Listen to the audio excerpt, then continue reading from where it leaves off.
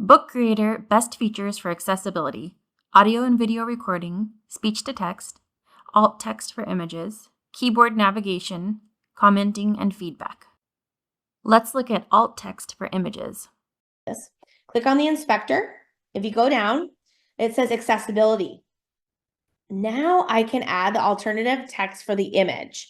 So if I was to add this and say French bulldog, or let's say black and white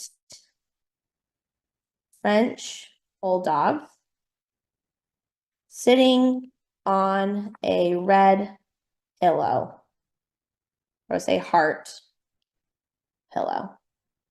Okay. I'm going to add that to my picture. Now watch this. I'm going to go into play mode and click read to me. Book Creator logo. Alt. Text for images. Black and white French bulldog sitting on a red heart pillow. Book Creator. So a red Book Creator logo, since it has that alternative text for it. And then it also explained what the image was. So a great accessibility feature for students.